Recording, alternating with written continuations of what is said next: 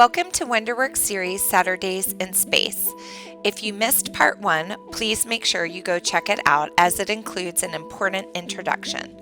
All our videos are available on Facebook or our YouTube channel. We will now continue with Ask an Astronaut with NASA's Dr. Don Thomas. Okay, Peg has our next question, and Peg asks, what is something that you learned in elementary school that you will never forget? And Peg, when I was in elementary school, middle and high school, I loved reading. I would go to the library and check out all the books that I could get. And I would read about space, both fiction books and then nonfiction books. I read a lot about space. And I remember in elementary school, I was pretty young, I was reading a book about the moon and what the astronauts will experience when you go to the moon. And the moon has 1/6 the gravity here on Earth. So if you were on the moon, you could jump a lot higher. If you were on the moon, you could throw a baseball or a football a lot farther. And that notion, that idea of the moon having lower gravity so I could jump higher and throw things farther, that always stuck with me. I thought that would be a lot of fun. If I went to the moon, I would try to jump over a big crater, or I know I would take a rock and I would try to throw it 100 yards, things that I could never do here on Earth. You'd be like a Superman or Superwoman there on the moon. So that's something I learned, through reading. So go to your libraries, get books, and there's a lot that you can learn, a lot you can pick up on, and have a fun along the way. So it's a great way to explore your world is through books and reading. Okay, our next question is from Katie Beth. And Katie Beth asks, how do you stay in one place while sleeping? And Katie Beth, that's a great question. Here on Earth, we go to our bedroom, you lay down on your bed, put your head on your pillow, maybe crawl underneath the covers, and there you stay all night. In space, you would be floating around, right? And so that becomes a bit of a problem for us. So in space, we don't have beds, but we have sleeping bags. And what we do, we would attach a sleeping bag to the wall. Like I have this banner behind me. We would just put a sleeping bag, attach it to the wall. Then you could float up there, slip inside, you zip it up, and you go to bed. So we're not floating through the air as we're sleeping. You're kind of attached to the wall there. If you were just floating in space and I closed my eyes and went to sleep, we have fans that circulate the air throughout the cabin to get the dust out, to clean out anything that's floating in the air.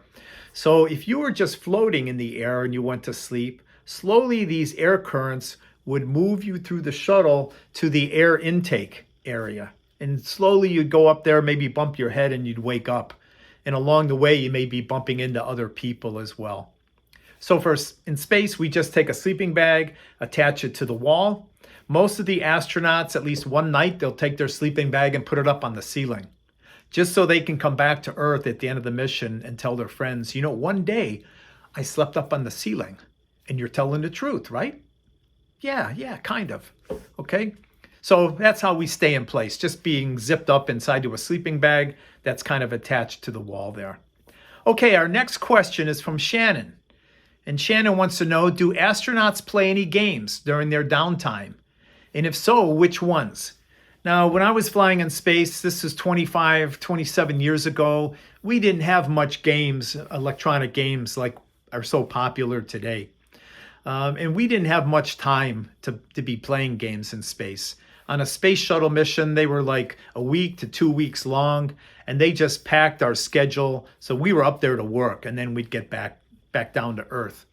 Up on the space station today, our astronauts live up there for 6 months to 12 months to a year almost up there in space. So because they're up there for so long, they take some games up there with them so that they can relax. I know some of the Russians early on, they would fly a chessboard so that they could play chess in space. And you could probably imagine your chess set, if you take it to space, all the knights and the castles and the kings and the queens are going to be floating all over in space. So if we have a chess set up in space, they would be magnetic pieces so that they would stay, onto the board. Now, electronic games, like I said, on my missions, we didn't have electronic games back then 25, 30 years ago, but today we do. And NASA's not going to, provide all of that. But if you were interested, if you were going to be up on the space station and you wanted to take up a game that you could put on a laptop computer and play up there, then NASA would let you do that. Because when you go to space, you need something to relax. I like looking out the window. Maybe you want to read a book when you're in space and have a couple hours of free time.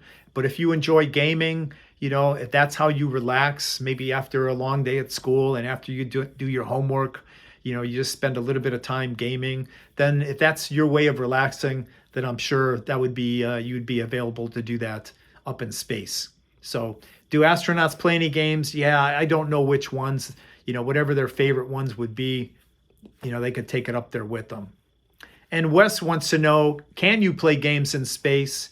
And Wes, yeah, we do play games up there. I want to tell you about the M&Ms once again. We have a game where we just toss it through the air and try to hit the other person in the mouth.